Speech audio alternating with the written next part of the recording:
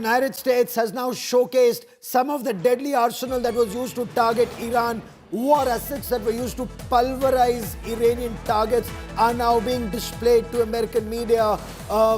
US aircraft carrier strike groups are now moving closer to Iran. So you have the Gerald R. Ford that's already deployed, and USS Abraham Lincoln that's deployed. So Abraham Lincoln was in the Persian Gulf, Arabian Sea, Persian Gulf region.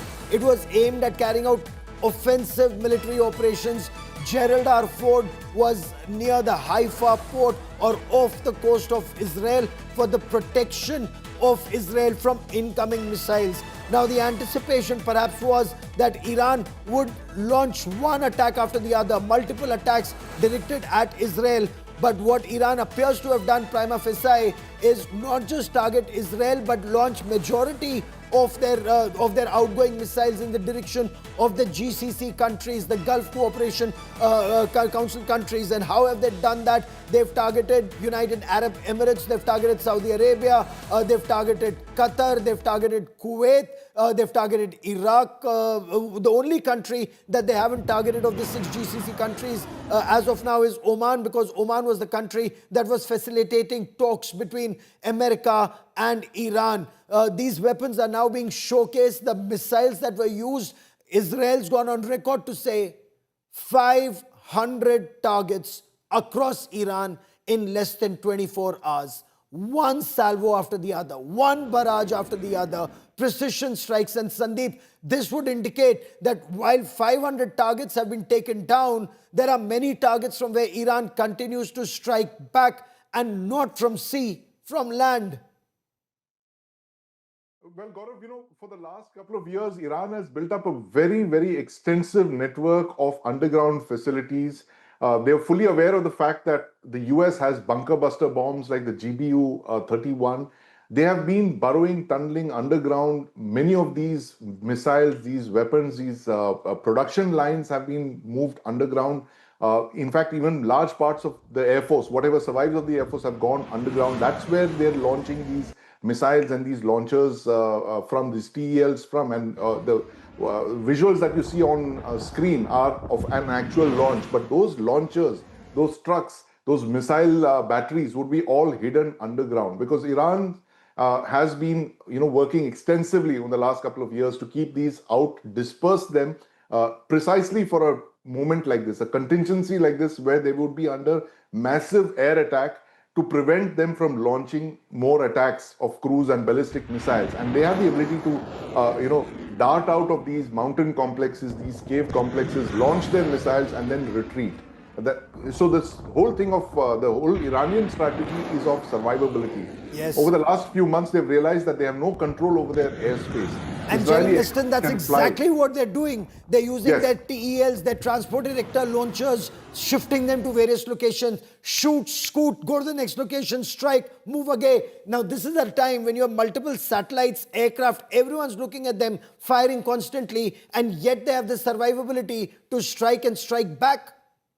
Absolutely, Gaurav. Despite the US satellites and, of course, the Israeli satellites are having a very good 24 by hours reliable intelligence input, or real-life inputs are coming.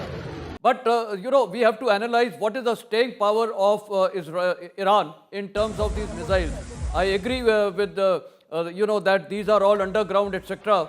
And we have seen a number of visuals that all these tunnel networking has been done. But finally, at the end of the day, these missiles have to exit from these tunnels through some, silo. So they would now be monitored, and, if you can block the entry-exit in these mountains, I think a lot of things will be achieved. It is not physical destruction of the missiles. It is, rendering them incapable, but not allowing them to, use them. Coming on to multiple, rocket launchers, which are shoot and scoot, I think they are also being targeted. It will take time. But right now, US arsenal, entire thing has not been used. Their bombers have not been used. There so many naval aircraft have not been utilized. Their ship-based missile like Tomahawk, etc. So they will be used, and of course the Israeli pilots, etc. They will be also targeting. So I personally feel that the way things are going on in the GCC countries, Iran is targeting this is the moral responsibility of America Okay. to now take on these targets. Otherwise, they will lose their credibility in entire GCC countries or in West Ambassador Asia. Dayal, when you look at the situation right now, very clearly there is no scope right now for anyone to dial down. Ayatollah Ali Khamenei has been neutralized. 40 of his top generals and commanders have been neutralized. Will Iran be open for dialogue at this stage, or will Iran just hit back with whatever it has now that Mujtaba Khamenei has also taken over? Well, we must understand what the Iranian game plan seems to be. It wants to attack the GCC countries because it wants them to intercede with the United States and stop the attacks. Because the GCC countries are not militarily equipped to handle such attacks. And as you all have been discussing and saying, the attacks are increasingly becoming more and more deadly. And the GCC countries do not want to get involved. But that is Iran's game plan. It wants to attack them so that they pressurize the United States, because otherwise the Iranian regime will be completely devastated. The Sir, US and look at Israel these will images continue. that the United States has just released. This is of the US aircraft carrier strike group. It's not just the strike carrier, USS Abraham Lincoln in the Persian Gulf. That you just saw those fighter jets that are taking off one after the other. But Sandeep, a number of cruisers, a number of destroyers and frigates in these waters. So that's the image of the fighter jets that are taking off, and at multiple locations, including on land in Israel. They have the F-22 Raptors, they have the F-35s, they have the FA-18s, you have the F-16s, multiple strikes simultaneously, and the Tomahawk cruise missiles, all of it going after Iran, one after the other, Sandeep. Absolutely, Gaurav. A carrier strike group is more than just an aircraft carrier. While the aircraft carrier, it's a platform, it's an airfield that launches up to 80 aircraft. It's got very capable F-18 fighter bombers. But the strike group, the screens of the carrier, there are equally fearsome destroyers which are armed with over 100 missiles each. They are the screens of the carrier. They protect the carrier from enemy missiles, but they also carry Tomahawk missiles of their own. The strike group has nuclear powered attack submarines that are submerged, which carry Tomahawk cruise missiles. There are one or two Ohio class specially modified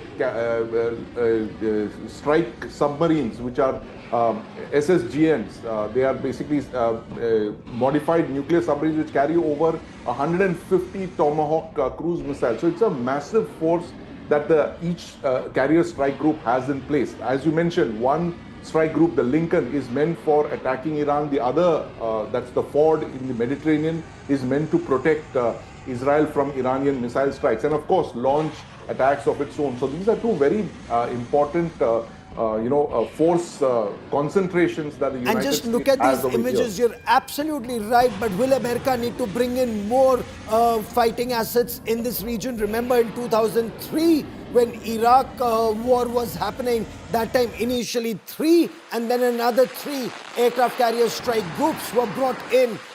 A strike group, as Sandeep was just telling us, comprises the aircraft carrier itself. An aircraft carrier is a floating city. It's a floating warship with 5,000 soldiers on board. 5,000 sailors on board, have fighter pilots, 100 fighter jets. Apart from fighter jets, there were about 80 odd helicopters. Those helicopters are anti-ship warfare, anti-submarine warfare, anti-surface warfare. They scan the skies, they scan the surface, and they scan subsurface. You have ELINT, which is electronic intelligence aircraft. You have the E-2Cs, and these are turboprop aircraft that take off, carrier-based turboprop aircraft. They take off and then relentlessly they're circling the skies for electronic intelligence. They have jammers, they have suppression, they suppress enemy air defenses. So they carry out with the fighter jets, with the ELINT aircraft. Simultaneously, they're carrying out SEAD and DEAD operations, suppression of enemy air defenses, and destruction of enemy air defenses with the fighter jets and with the missiles, and they're constantly guiding the eye in the sky, General Meston. All of that is simultaneously taking down everything that the enemy can fire at you. Yes, Gaurav, very true. A lot of military assets have been deployed by United States and, of course, Israel for this action, and they are being released stage-wise and they're being utilized stage-wise, I would put it. And the kind of arsenal, the military deployment in the Persian Gulf. What I am surprised is that today the Iranian Navy is also deployed there. So far, there seems to be no action of any kind in the naval battle, which I am a little surprised, because if you recollect, Khomeini had got paintings posted in entire Iran, showing that the ship is going down and so many US bodies are being packed and sent back. Nothing of this sort has happened. So why Iran is little reluctant? Because probably it realizes that if they start touching the US ships, I think then the entire onslaught will be solid on the Iranian naval ships and the naval fleet which is deployed there. So very surprisingly, until now, no ship has been even, merchant liner has been even captured or, hijacked by the Iranians. So that is a little surprising factor. But the fact of the matter is, I think now the US now will revive its strategy, because the intent would be to firstly protect the GCC countries. That is their moral responsibility. Otherwise, their credibility will be questionable. Number two, their intent will be to utilize their entire military arsenal to target their missile infrastructure in Iran, because that is, if they achieve, then the center of gravity, which is of the IRGC, is basically the missiles and the drones. Yes. If they can achieve this over a period of time, I think then things can be taken care of.